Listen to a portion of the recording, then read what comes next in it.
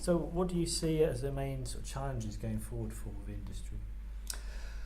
I think trying to avoid the idea that it is a commodity-based industry is going to be huge for a lot of people. We see that market shift all of the time. With the likes of Rackspace coming in saying we are infrastructure as a service, they're moving out saying we're a managed service provider.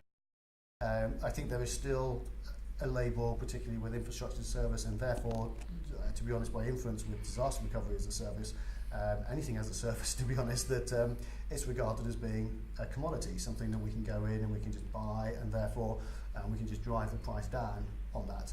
And the lowest price option is the best option. And from our experience, that certainly isn't always the case, and very far from it, because understanding what's underneath the bonnet of the service, understanding the sort of support that's there, the service level agreements, the compliance, the help that people can bring you to on board those services is absolutely critical. So I think from my biggest bugbear is really trying to get people to move away from the idea that just because it's the cheapest doesn't mean it's the best. There's often hidden costs in there, there's often hidden services, and as we know, as soon as we start commoditizing things, then we're probably driving a lot of the real true value out of those services add. So what would you say is the kind of hardest part of your job then at the moment? I think from a compliance perspective, to be honest, and that's really, again, because we deal with a lot of customers across Europe, and that really is a hard question to get through with a lot of customers. And again, most of that is perception. Most of that isn't reality. It's because it's difficult for them to get through that challenge locally to explain how the compliance works, or that their data is going to be safe to be held in those locations. And again, particularly from our standpoint, we're particularly open and honest about those things. So, for example, if people want to come and do data center visits and physically see where their data is, that's very important for a lot of customers, to sort of get them away from the idea that it is purely out there somewhere in the cloud, but absolutely no idea where it is. So it's very important for a lot of our customers to physically come and see the data center locations, the security and the compliance around those, both logical and physical. So I think that's really one of the most difficult things. But again, I think really I'll hark back to the earlier response around the costing. I think that's the one that's our biggest bugbear, and also visibility as well, to be honest. Visibility into those platforms, what's actually happening. Customers are very used to on-premise seeing exactly what's happening with their infrastructure. What's my performance? What's my CPU, my RAM, my I/O doing? What's everything doing in my local infrastructure? And again, that's something we noticed a few years ago, and we actually ended up developing our own portal to sit on top of our infrastructure as a service layer, so that people can still see exactly what's happening, because we think it's important not just to say here's a generic vCPU, here's a generic piece of RAM, here's some generic storage. People need to know that their application is running at these performance levels, because it's what they're used to on premise, and they should expect it when they move to a cloud environment as well. Now, we try to ask our interviewees a few more general questions, more about the sort of general state of the IT industry. What would be your, sort of take on the project management side of things? Have you got any tips for project managers out there? It's not, to be honest, my forte, so I'm not going to be sort of dishing out advice and guidance left, right and centre. What I would say is that, again, it is absolutely imperative that all elements of risk are taken into account with those projects. And I think sometimes those projects can just become too big. They can sprawl, and that obviously creates a huge problem. We maintain that internally, for example, and it's a process that we've had to go through internally in terms of a learning process from a client perspective. We didn't start off as a company with internal project managers, because people assume that it's cloud, and why do you need project managers? Someone comes in and they buy something and away they go. But we've learned through experience that we still need project managers to be able to deliver cloud-based services to help people on board. So I think there's a far bigger role for project managers out there than a lot of people think, and even in the cloud space today as well. So what do you think has been the biggest technological advance in your area in the last few years?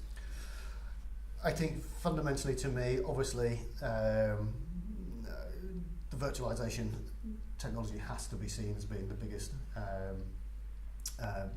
progression over the last 5 or 6 years. Things that we can do today we just couldn't do 10 years ago. DR as a service, as I mentioned earlier, is a classic example of now being open to people who 5 or 6 years ago it just wasn't even open to them. And again, that may be even an SME. We see so many SMEs now who are just having small virtualized environments, whether that's Hyper-V or VMware based. But it now makes it very simple for them to perform DR-based services, and it's often those people who are most at risk initially, because they would stand back and see that as a cost on the bottom line. But I think to me that's by far the biggest benefit, the ability to be able to sort of move VMs, move workloads around globally, locally, snapshot those VMs, make any changes, ring fence them, and we see customers ring fencing whole applications, moving to the cloud, doing root cause analysis, or making sure they don't break compliance locally. They'll take a copy of their full application, move it off to the cloud, and then just make the changes locally. So that impact to me has been enormous, because that's just not a purely IT-based impact. Yeah. That's an impact on the rest of the business. Mm-hmm. And you mentioned you were in pharmaceutics some years ago. What kind of shall we say encouraged you, attracted you to the more technological arena? In all honesty, the compliance that I was working in the pharmaceutical industry, made you go to sleep very, very early at night. It was not the most exciting thing in the world, but it was a fantastic background in terms of how compliance and security works. But from my perspective, I didn't find it particularly dynamic in terms of a day-to-day role. It did expose you to some fascinating ways of how those businesses function. Very conservative, very controlled in the way they do so, and very much a good reason to do that as well, because it's again a very high risk industry. But yet, realistically, I think for me, I've always had a passion to want to grow a business. I enjoy talking to people and talking through success stories and really helping them move forward with their business as well, not just from a technical perspective, but joining those two together and explaining the reasons why that's going to be beneficial. So would you say you had any kind of IT kind of role models out there that you sort of were drawn towards? It's strange, because lots of my colleagues do. I'm probably one of those people who really doesn't. And in a way, I think that's quite healthy, because my role model is my past. I love playing guitar, I love painting, and all those sort of things. I have a very sort of divergent set of interests, and I actually think that's very, very healthy. I do have colleagues who won't get out of bed in the morning without looking at their picture of Steve Jobs or whatever they're going to do. But to me, I find that that's never really been my focus, to see somebody else as a role model in those areas. I think having a very good general understanding of everything is actually more helpful than effectively following somebody else's path. Yeah. Is there anything you do differently or have done differently if you? It's hard to tell, to be honest. I mean, I think we'd all say that we'd do things differently. There's certain occasions where, in a way, I've been lucky to be able to learn a sort of second time round. As I mentioned earlier, I've run a business before, and to help iLand progress their European presence, and to be the first man on the ground a few years ago, is really nice to be able to take those experiences that I had before and use those to be able to help progress the business again. I think so.